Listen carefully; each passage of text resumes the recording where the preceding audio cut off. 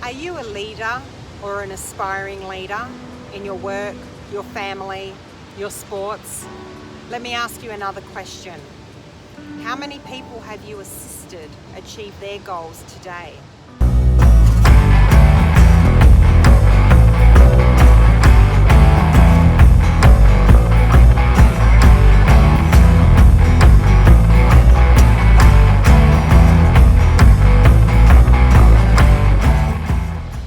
Hi, I'm Amelia Abel from New Horizons Lifestyle. Today I'd like to talk about leadership, the difference between the title leader and the attitude of a leader. They're very different. Obviously, the title of a leader comes with responsibilities. There's an output, a result that as a leader you're responsible for. And you are responsible to ensure that your team members are contributing to that result. However, if you take a look at the attitude of a leader, that's something very different. That's actually a role where your heart and your mind is involved, and it's an attitude of servanthood actually.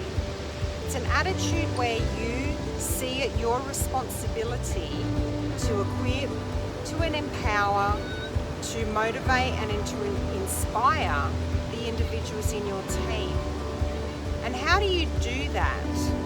Well, number one, you need to understand each and every one of your team members.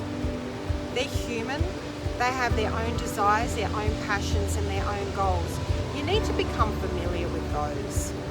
Each individual will have a reason that they're in that job or in that sports team or in that position, whatever it is. And to understand what it is that they're there to achieve is really important for you to be able to motivate, encourage, equip and empower. So if you take a look at the individuals, for example, when I was a sales director at Oracle in the US, I managed the North American territory for a particular business unit, and I had a number of sales team members, each with their own territory. I had a number that I needed to produce, and of course each salesperson had their number, their quota that they needed to produce. Now, salespeople generally are highly motivated individuals, and in that corporate world they're usually intelligent, self-motivated people. So I had a very good start with great people who worked really hard on their own, but they still needed help along the way. Salespeople get told no every single day of their lives, and so they need to be encouraged. They make mistakes, they need to be encouraged. They get blockages, they need to be encouraged. So what I personally did was make sure that each and every one of the sales team got plenty of my time, support and encouragement. That they knew that I was there for them, and I would attend any meeting, any planning, strategy session with them that they required. And so that culture created an environment of trust. We did a lot of creative problem solving together, but more than that, each salesperson was encouraged to support the other. So what happened was that when a team member had issues with a particular area and another member had done that before or had experience in that area, they actually got together. They even attended one another's meetings to assist them along the journey to close the sales. They didn't have to do that, but what was created was a community culture. They were highly motivated, don't get me wrong. They each individually wanted to beat the other, don't get me wrong. But they supported one another, and together we created a very, very successful business. Now, my job was constantly to look at where are they falling short, but not to beat them up about it, to help get them past that, to help skill them in that area, to help them come up with a creative solution for that problem. And in the year that the global financial crisis hit, so many of the business units within Oracle declined in their revenues.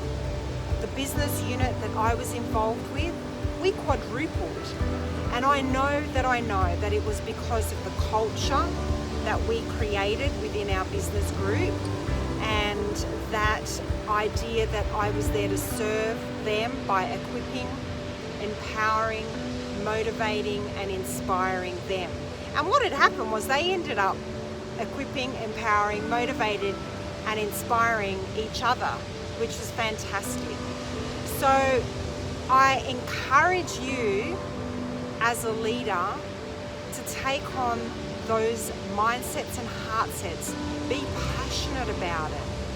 Be passionate about what you're doing and be passionate about the result of your team members.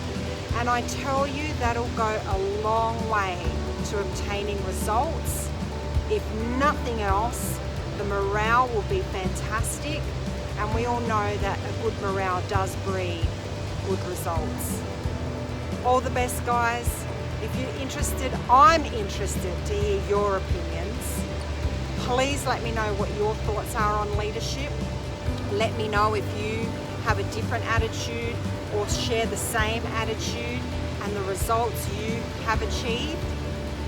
And if you're interested in subscribing to our newsletter, where we give you unique hints and tips that you don't get from anywhere else on our Facebook or our YouTube or our website, then please subscribe to our newsletter at newhorizonslifestyle.com, and I'm really looking forward to seeing your comments. Have a fantastic day, guys.